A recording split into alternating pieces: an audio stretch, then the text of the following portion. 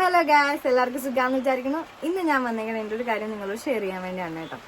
നമുക്ക് എല്ലാവർക്കും അറിയാം, ഇപ്പോഴത്തെ പെൺകുട്ടികൾക്ക് അവരുടെ കല്യാണത്തെ പറ്റി കുറേ കാൽക്കുലേഷനൊക്കെ ഉണ്ട്. എനിക്ക് ഇങ്ങനെ എൻ്റെ കല്യാണം നടത്തണം, എൻ്റെ കല്യാണം ഇങ്ങനെ സിമ്പിളായിട്ട് നടത്തിയാൽ മതി എന്നൊക്കെയുള്ള ഒരു എന്താ പറയുക എക്സ്പെക്റ്റേഷൻ ഉണ്ടാവും അവർക്ക്, അല്ലേ? എനിക്കും ഉണ്ടായിരുന്നു കേട്ടോ അതുപോലെ എക്സ്പെക്റ്റേഷൻ. അതുപോലെ തന്നെ എൻ്റെ കല്യാണം അത്യാവശ്യം കുഴപ്പമില്ലാതെ നടന്നു പോയിട്ടോ.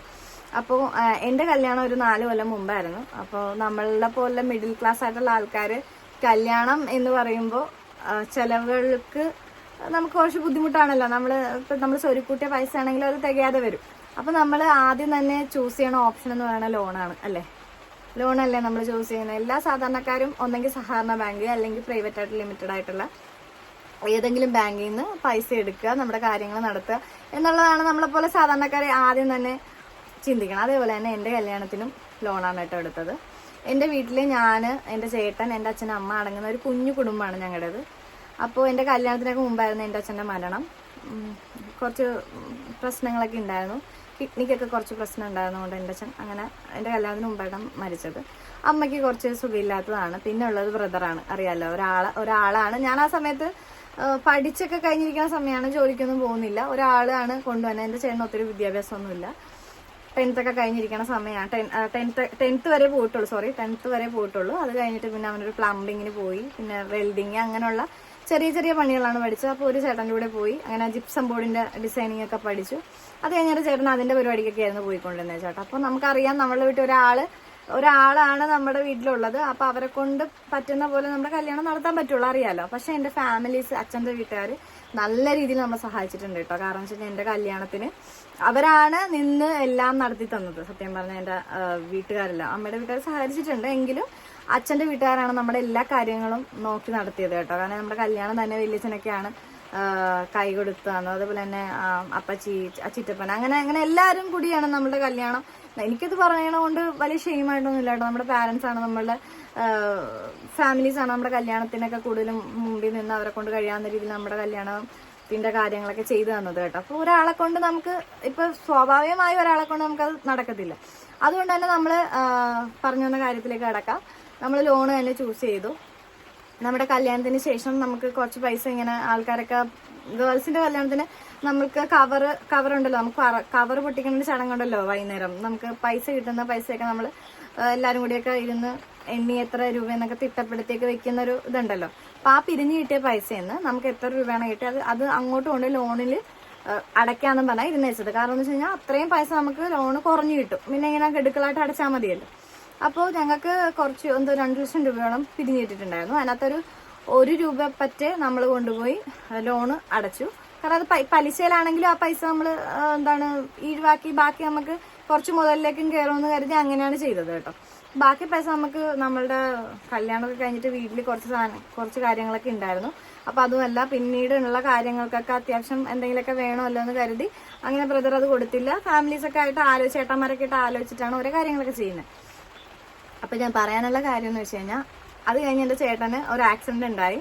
അത് കഴിഞ്ഞിട്ട് അറിയാലോ, ഇപ്പോഴത്തെ ആൺപിള്ളേരെ അങ്ങനെ അടയ്ക്കണം, അതിനെപ്പറ്റി കൂടുതൽ എൻ്റെ ഒരു ബാധ്യത കഴിഞ്ഞപ്പോഴേക്കും എൻ്റെ ചേട്ടൻ അത്രയും പ്രാക്ടിക്കലായിട്ട് ചിന്തിക്കാൻ തുടങ്ങിയില്ല. കാരണം അത് അടയ്ക്കണം എന്നുള്ള അതിനെപ്പറ്റിയൊന്നും അത്രയും നന്നായിട്ട് ചിന്തിക്കുന്ന ഒരു രീതിയിലായിരുന്നില്ല. കാരണം ഫ്രണ്ട്സൊക്കെ ആയിട്ട് നടക്കണം ആ ഒരു രീതിയിലുള്ള പറ്റുന്ന പോലെ തന്നെ അടച്ചിട്ടുണ്ടായിരുന്നു.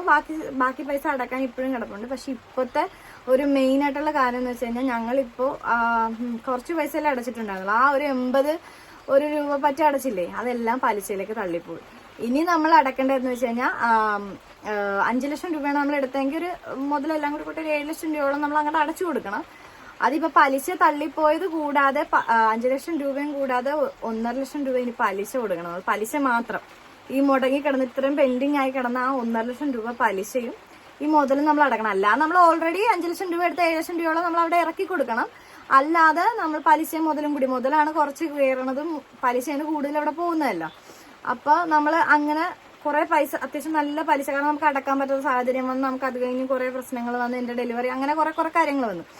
അപ്പോൾ അങ്ങനെ കുറെ ഫിനാൻഷ്യലി നമ്മൾ കുറച്ച് ടൈറ്റ് ആയിരിക്കുന്ന സമയമാണ്. അവൻ ആക്സിഡന്റ് പറ്റി അങ്ങനെ പണിക്ക് പോകാൻ പറ്റാത്ത സിറ്റുവേഷൻ വന്നു. പിന്നെ അവൻ എന്തുകൊണ്ട് പോകാതെ അങ്ങനെ കുറെ നമ്മുടെ സിറ്റുവേഷൻസ് ആണ് നമ്മുടെ ആ ഒരു സമയം. ആ സമയത്ത് നമ്മൾ എന്താ ചെയ്യുക, നമ്മളുടെ ഒരു മാനസികാവസ്ഥ. ഇപ്പൊ നമ്മളുടെ പാരന്റ്സ് നമ്മളെ കുറെ കഷ്ടപ്പെട്ട് കല്യാണം കഴിപ്പിക്കുന്ന ഒരു പാരന്റ്സിന്റെ കാര്യം, മിഡിൽ ക്ലാസ് ആയിട്ടുള്ള ആൾക്കാർ നമ്മൾ ആ ലോണിലേക്ക് വീണ് കിടക്കുകയാണ്. നമ്മൾ വീണു. സത്യം പറഞ്ഞാൽ നമുക്ക് അവിടെ നിന്ന് കര കയറാൻ ഭയങ്കര പാടാ അല്ലെ. നമ്മൾ ലോൺ എടുക്കുന്ന ആൾക്കാർക്ക് അറിയാം. ഞാൻ ബാങ്കുകാരെ കുറ്റം പറയത്തില്ല, കാരണം നമ്മള് ചൂസ് ചെയ്യണ നമ്മള് ഇപ്പൊ ഒരു ലോൺ എടുക്കാന്നുണ്ടെങ്കിൽ നിങ്ങളോട് എനിക്ക് പറയാനുള്ള ഒരു കാര്യം എന്ന് വെച്ചാൽ കൃത്യമായിട്ട് ആ ലോൺ അടക്കുക.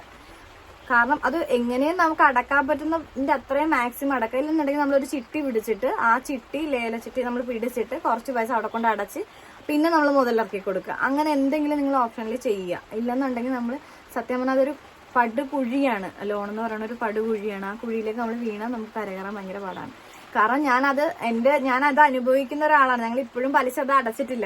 ഇപ്പൊ നമ്മളൊരു ലോൺ എടുത്ത് നമ്മളുടെ കാര്യങ്ങളൊക്കെ നടന്ന് ആ സമയത്ത് നമ്മുടെ കാര്യങ്ങളെല്ലാം നടന്നു പോകും.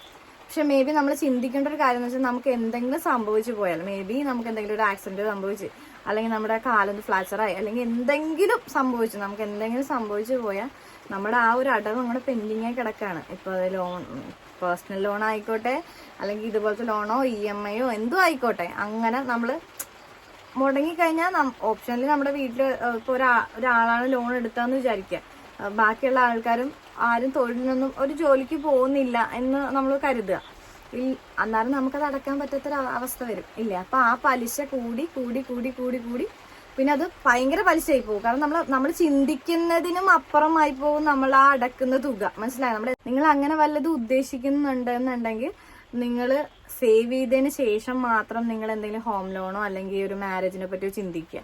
ഇല്ലാന്നുണ്ടെങ്കിൽ ഒരു ചിട്ടി, നിങ്ങൾ കുറച്ച് പൈസ സേവ് ചെയ്യുക, ബാക്കി പൈസ ചിട്ടി വല്ലതും ചേരുക. പിന്നെ വളരെ തുച്ഛമായ പൈസ നമുക്ക് ഇപ്പൊ 1 ലക്ഷം രൂപയൊക്കെ എടുത്തു കഴിഞ്ഞാൽ നമുക്ക് പ്രശ്നമില്ല. കാരണം നമുക്കത് എങ്ങനെയും അടക്കാം. കാരണം അത് നമുക്ക് ഇപ്പൊ നമ്മൾ കുറച്ച് ഗോൾഡ് വാങ്ങി അത് നമുക്ക് എന്തെങ്കിലും പണയം വെച്ചോ എങ്ങനെ അടക്കാം, പിന്നെ അത് എടുപ്പിച്ചാൽ മതി. അല്ലാതെ ഈ ഒരു ലോണിലേക്ക് വീണാൽ നമ്മൾ സത്യം പറഞ്ഞത് ട്രാപ്പാണ്. നമ്മൾ അവിടെ വീണ് കിടക്കുന്ന ഒരു എണീക്കാൻ കുറച്ച് ബുദ്ധിമുട്ടുള്ള ഒരു കാര്യമാണ്. അത് നമ്മുടെ ജീവിതത്തിന്റെ പകുതി സമയം നമ്മൾ അതിനകത്തേക്ക് വേണ്ടി സ്പെൻഡ് ചെയ്യേണ്ടി വരും എന്നാണ്. ഞങ്ങളൊരു 5 ലക്ഷം രൂപയാണ് എടുത്തത് കേട്ടോ.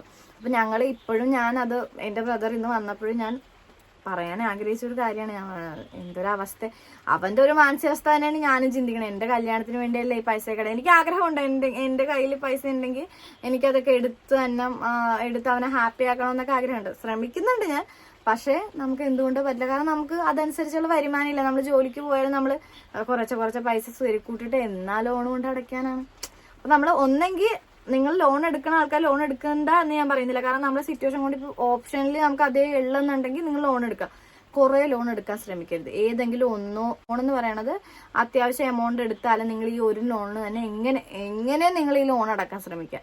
ആ ഒരു ലോൺ നിങ്ങൾ അടക്കാൻ നിങ്ങൾക്ക് സാധിച്ചില്ല എന്നുണ്ടെങ്കിൽ നിങ്ങളതിൽ ട്രാപ്പായി കിടക്കും. കാരണം ഇവിടുന്ന് ലോൺ മേടിച്ചാൽ ലാസ്റ്റ് പ്രശ്നങ്ങൾ ഉണ്ടാവും. നമ്മളുടെ സമാധാനം അവിടെ പോകും, നമ്മുടെ കുഞ്ഞുങ്ങളുടെ സമാധാനം പോകും, മൊത്തത്തിൽ നഷ്ടപ്പെടും. അപ്പൊ എന്റെ ഒരു അഭിപ്രായത്തിൽ നിങ്ങൾ ലോൺ എടുക്കരുത്. കാരണം ഇപ്പൊ ഞാൻ എന്റെ